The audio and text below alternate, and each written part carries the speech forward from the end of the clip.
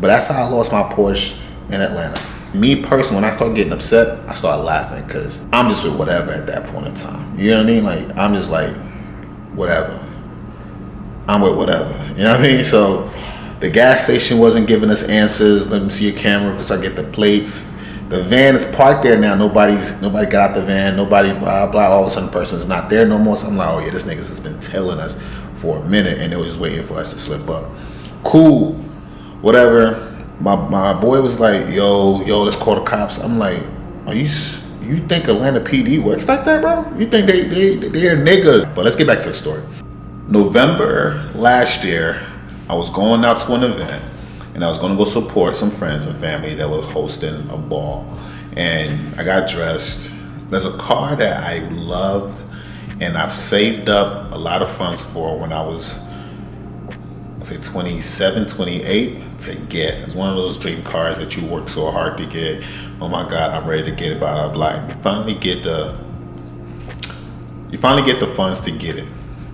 I got the car in 2019, and because I traveled for work a lot, I didn't get to actually use the car as much as I would love to, and also work provided a lot of comps that didn't really allow me or feel the need to use the car.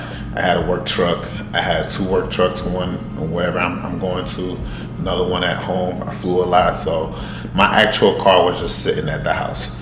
But like I told you in the last video, I wasn't working like that last year at all, so I had a lot of free time to actually enjoy the things that I worked so hard for. And in the midst of it last year, I got a phone call about a ball, and I'm like, yeah, I'm gonna pull up. Some of my friends came down to Atlanta, and I was like, you know what, cool. This is one of the reasons why it's important to be mindful of where you're moving to in Atlanta and why you're moving there. You don't want to move somewhere that you have to feel like your life is always on the edge, bro. It ain't that deep. It ain't. And I get that people try to sacrifice certain safety features to save $200-$300 on rent. You're gonna pay for that somehow, some way. Trust me.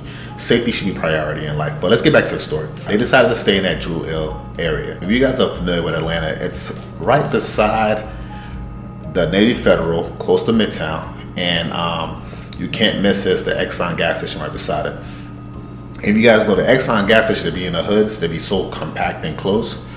Yeah, one of those. So we went to the ball. Long story short, the ball was not what it was supposed to be. We're like, you know what, we're dressed, but we don't want to waste the outfit. Let's just go back home. Let me drop him off at the hotel. I'm gonna go back to my crib. It ain't that deep. And of course, he's an out-of-towner too. He's not the type of person that like understand how Atlanta works, or I think we're just in 2 separate places in our life. I'm in a place in my life where I don't have to be outside like that. I enjoy the comforts of my own home. I think I worked hard enough to enjoy where I live at. So I'm comfortable being at home without having to be in other places. And I'll talk about that in another video. But so I've already made up my mind going home. So I'm dropping him back at the hotel. It's a little sketch, but I mean, I get it. Everybody is at different places in their life. And I think this is one of those moments where you never think it would happen to you. You've seen it on ATL scoops. You've seen it on every different platform, but you never thought that you would be the person that it happened to, or you would be involved while it was happening. So, boom. We finally get to the front of the hotel. You know, he's just doing his thing. He's not really like going in because I guess he didn't really have too much to go to, or he didn't have other plans or whatever. I get it. So we just chilling in the car. Cool, boom. And like 20-30 minutes later, I was about to start heading out. Like, I'm about to head out to the crib. I had my show to watch, you know what I mean? So he was like, nah, that's straight, but do you mind dropping me off at the smoke shop real quick down the street, and just dropping back off at my hotel so you can head on? I was like, yeah, I don't mind doing that. That's my dog.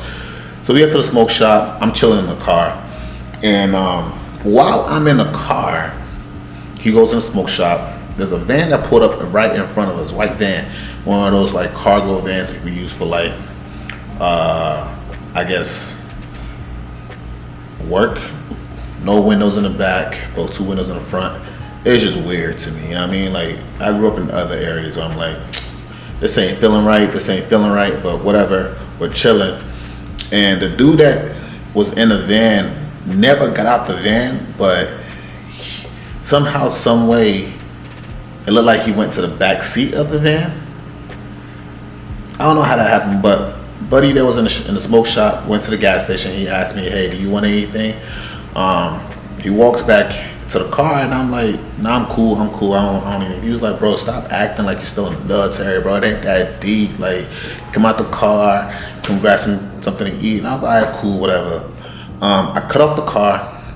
But if you guys know anything about Porsches, they have a twist knob to start, and if you're close by it, it starts. And if you understand the gas systems, I'm talking about the Exxon, they're pretty compact. So as long as you're close by and the key can sense it, that bitch will start. Cool.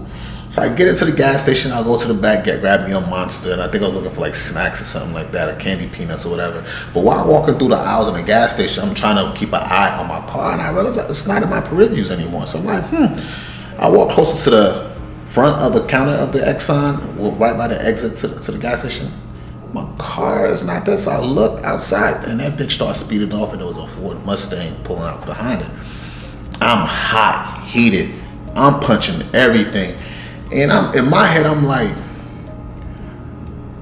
I knew better. That was one of the biggest parts of this whole story. I knew better, but I let somebody who's not experienced in this life, or hasn't gotten as much exposure in this type of life, to sway my experience and sway my decision making to put me in a predicament where I can't even fault him for it. I have to fault myself and hold myself accountable. I'm mad. I'm heated, and me personally, when I start getting upset, I start laughing, because I'm just with whatever at that point in time. You know what I mean? Like, I'm just like, whatever. I'm with whatever. You know what I mean? So the gas station wasn't giving us answers. Let me see your camera, because I get the plates. The van is parked there now. Nobody got out the van. Nobody blah blah. All of a sudden, the person is not there no more. So I'm like, oh yeah, this niggas has been tailing us for a minute, and they were just waiting for us to slip up. Cool, whatever. My boy was like, yo, let's call the cops. I'm like, you think Atlanta PD works like that, bro? You think they're niggas? It's a predominantly black city. They've normalized shit like this as part of the city's economy, bro. So I'm like, and by the time the cops get here, what the fuck are they gonna do? Excuse my language, but what the hell are they gonna do?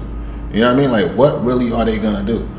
So I'm already heated, on the phone, trying to reach somebody that can, pick us up, blah, blah. Pissed me off too. Ain't nobody like being responsive, and I assume it's my fault because I didn't really tell them what's going on. I'm just asking, hey, can you pick me up? And they're looking at, bro, let's call an Uber. So I ended up calling an Uber, whatever. The dude stayed there, wait for the police to come, because he was like, no, he feels bad, blah, blah, blah. When I say, like, it's not about overthinking, it's about being prepared. You know what I'm saying? And sometimes life, if you're not prepared, life has a way of teaching you, and the consequences, or the consequences that you go through for the lessons that you're receiving, it's not worth it sometimes, bro.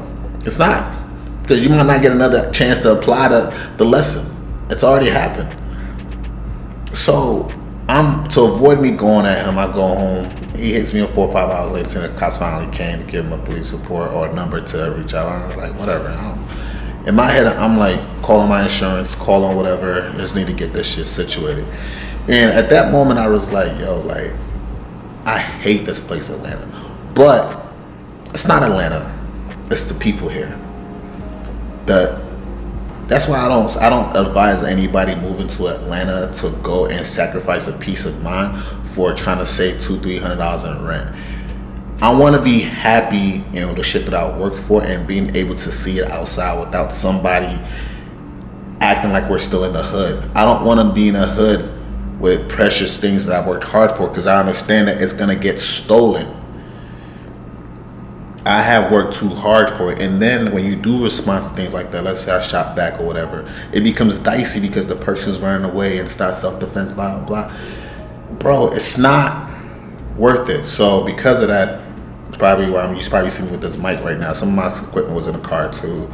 I I lost a couple of things in the car, but it is what it is. It's one of those things where life teaches you, and you have to learn to keep pushing forward, man. But that's how I lost my Porsche in Atlanta.